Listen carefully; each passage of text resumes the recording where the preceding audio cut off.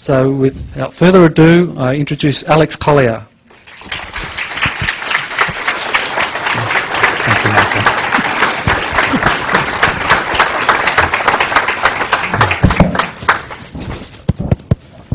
Hello? Hello? There we go. Ladies and gentlemen, it is a real honor for me to be here to share the stage with so many awesome speakers. Yes, I took a hiatus, and a well-deserved hiatus. I started talking about this in the early 1990s, and very few people were ready to hear about it. And I was very passionate about it, and I kept bucking the system, only to get pushed back and pushed back. And there comes a point where you know that you just have to let go. You know it in relationships, you know it in a career. Sometimes you even know it with yourself or with members of your family. You just have to just stop pushing, you just let go. And that's what I had to do.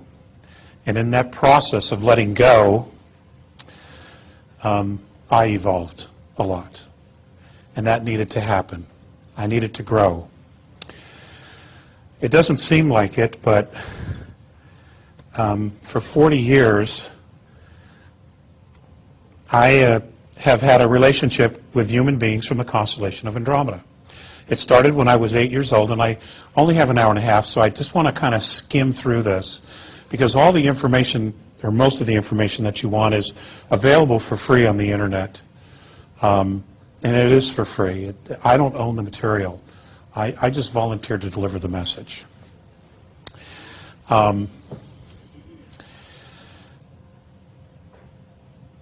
They're an incredible race. Now, they're not gods, okay? In the metaphysical community, in the UFO community, the New Age community, it's dangerous to worship your myths and your idols, because when you do that, you don't necessarily see their faults. And everybody has faults. They are a fifth-dimensional race. They are technologically 10,000 years more advanced than us, and spiritually probably closer to 50,000. But they still have their own issues, okay, with their own society. They're still evolving. They're still trying to make their way and find out what is the path. And each one of them has their own path, because they're individuals, just like we are. So regardless of who makes first contact, who shows up afterwards, whoever's in this room, the bottom line is this: we are all at different stages of evolution, but no one is better than any other. All right? No one is. And don't ever accept that.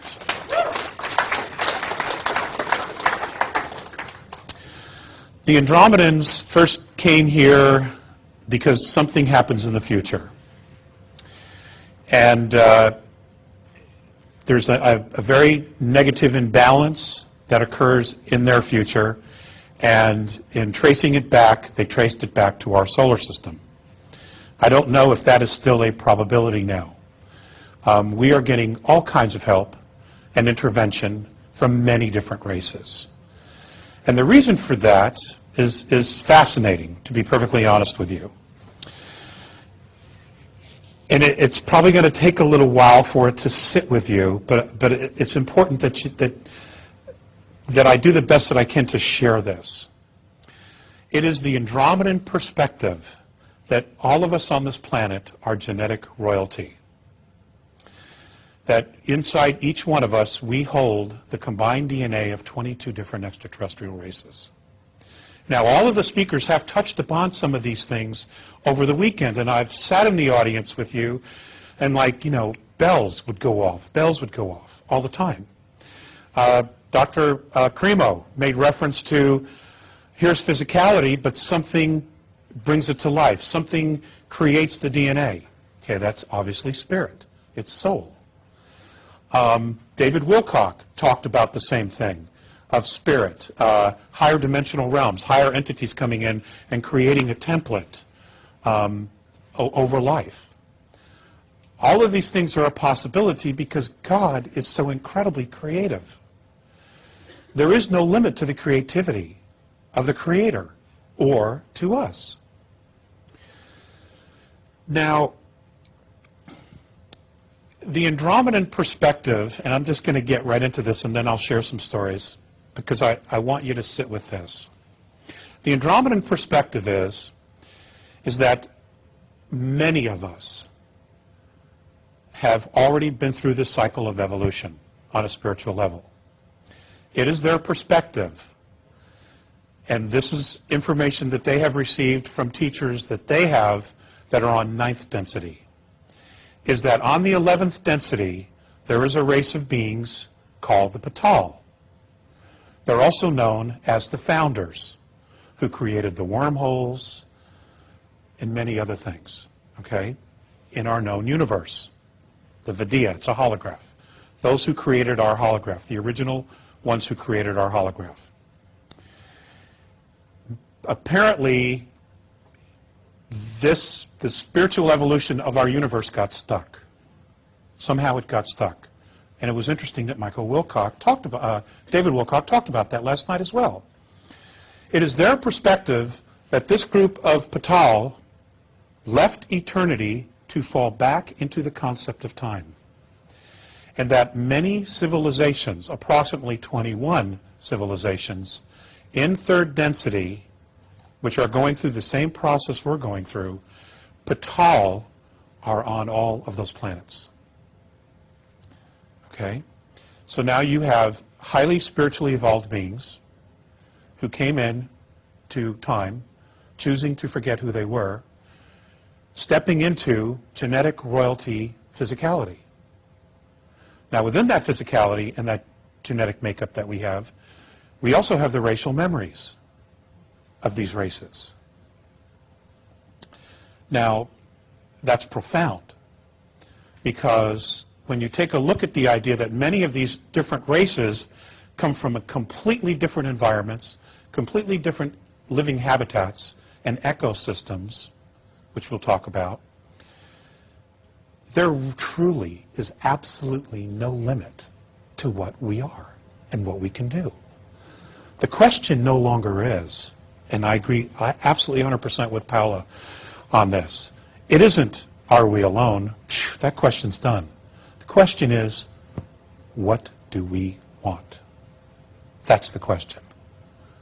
Who do you want to be?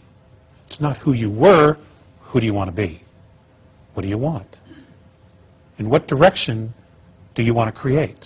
What do you want to create? Do we create it together? Or do we stand as individuals? That's really where humanity is. We're going to get all the help in the world, but they are not going to do the work for us. They're just not. They can't. We will never permanently, spiritually evolve 3rd density into 4th and to 5th if they do the work for us. And that does not mean, and that literally means, not everybody's going to graduate on this planet. Okay? But that's okay. We're all soul. We're all spirit. People start over all the time. Okay? The idea here is, who wants to? Okay? You all have what it takes. And I'm not only addressing you, I'm also addressing whoever sees this, because these DVDs have a life of their own. Okay? The Andromedans are light blue skinned. They have 3 sexes, androgynous, male and female. They live in a spiritual community where their lifespan is anywhere from an average of 1,900, 1,800 years to 2,300 years. Some of their race actually live much longer, but that's the average. Their children go to school to what would be the equivalent of our years, 150 to 180 years, where they learn all the sciences, they get all the degrees, and everything that is available as far as knowledge at the moment is taught to them. So when these kids grow up, they are in fact smarter than their parents. And that's called the law of consistency, which is what they practice. All right? They would never, ever consider dumbing down their children.